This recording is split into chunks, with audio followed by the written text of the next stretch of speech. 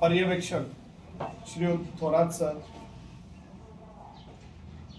आपल्या शाळेचे शिक्षक श्रीयुत वाघमारे सर, आपले शाळेचे आत्मा क्लर्क अविनाश शिंदे सर, आपल्या कॉलेजचे प्राध्यापक नवथर सर, प्राध्यापक पराड सर, माझ्या समोर बसलेले इयत्ता 12वीच्या निरोप समारंभासाठी उपस्थित असलेले इयत्ता 12वीचे विद्यार्थी, ज्यांनी हा निरोप समारंभाचं आयोजन मागच्या काही दिवसापासून केलं, ते 11वीचे विद्यार्थी मित्रांनो,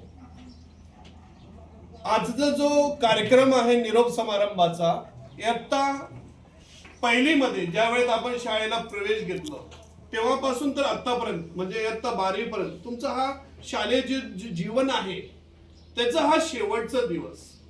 आपला जो कॉलेज आहे त्याचं जो वातावरण आहे शाळेसारखंच आहे, आपण शाळेतच राहिलो आणि हा शाळेचा तुमचा शेवटचा दिवस. जसं ज्या दिवशी तुम्ही तुमच्या आई वडिलांसोबत शाळेत आले होते, शिकण्यासाठी प्रवेश घेतला होता, जे काय असेल तुमचं पहिलीचा वर्ग, बालवाडीचा वर्ग, ज्या ठिकाणचा, तो दिवस आठवा व आजचा हा दिवस शालेय जीवनाचा.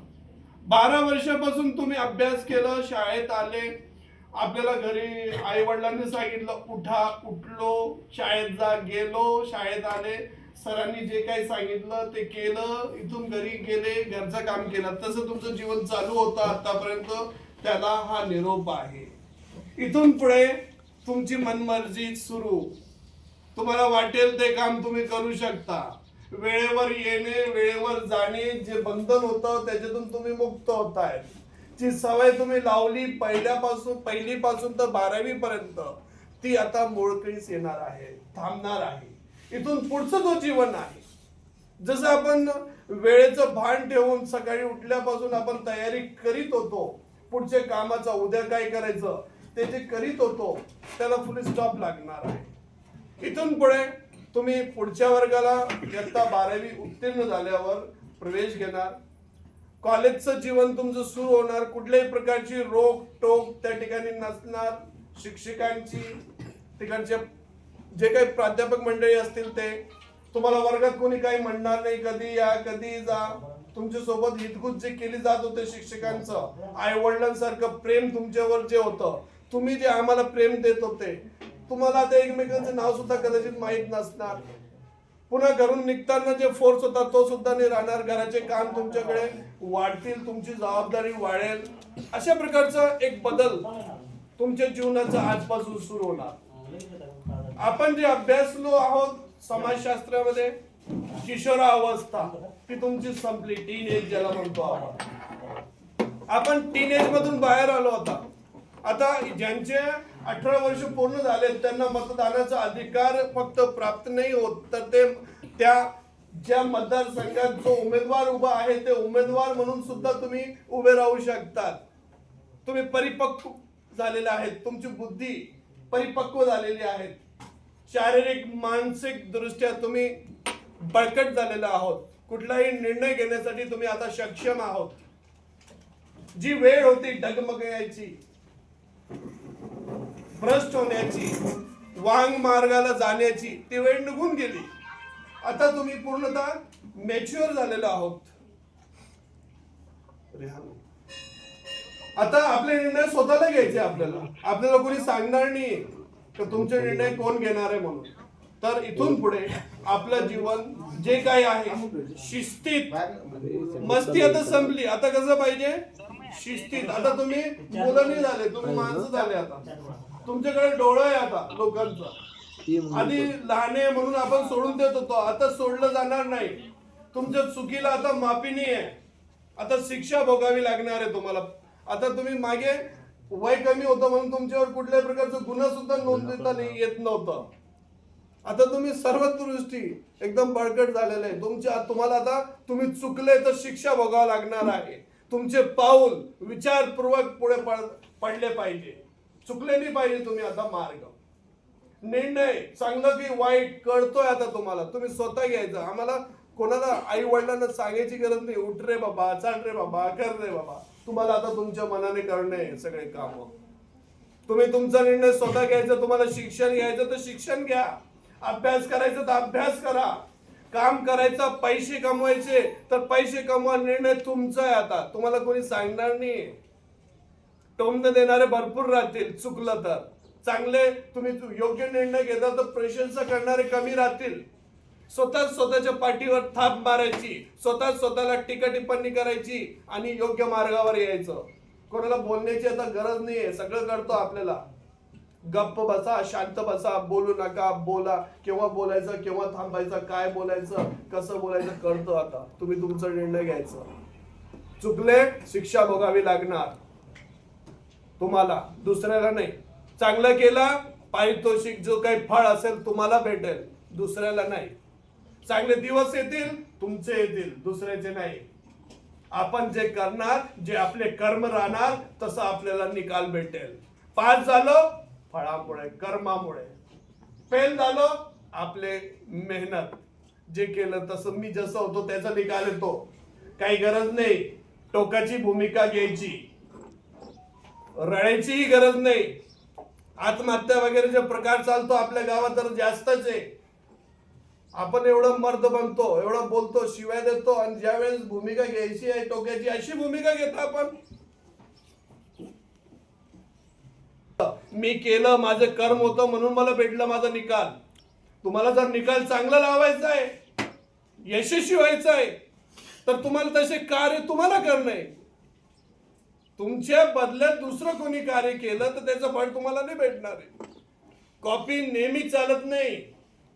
एकमेकांचं पाहून, नक्कल करून, एकमेकांचं इमिटेशन करून तुम्ही यशस्वी होऊ शकत नाही. जास्त काळ चालत नाही ते. शेवटी फळ तुम्हालाच भोगणे. म्हणून जर तुम्हाला खरंच यश संपादन करायचं असेल, मग ते आता 12वीचं असो, करिअरचं असो, जीवनाचा असो, का स्वतःचा जो अस्तित्व आहे, का मी हा आहे म्हणून त्याच्यातलं यश असो, जर साध्य करायचं असेल तसे कार्य करावं लागेल. यश उगाच येत नाही. कठोर परिश्रम केल्यानंतरच यश आपल्याकडे येतो. असं सहज यश लाभू शकत नाही. सोडून द्या. भ्रष्टाचार आहे, पैसे दिल्याने काम होतंय, सोडून द्या. यश उगाच फ्री मध्ये भेटत नाही.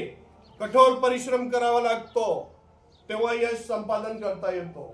सांगायचं तात्पर्य एकच, आपण येणाऱ्या निकालाला स्वतः जबाबदार आहे. येणाऱ्या यशाला, अपयशाला स्वतः जबाबदार आहे. तुम्हाला यशाबद्दल जर खरंच तुम्ही गांभीर्य असतील तर तुम्ही आता कामाला लागा. नंतर टोकाची भूमिका नाही घ्यायची.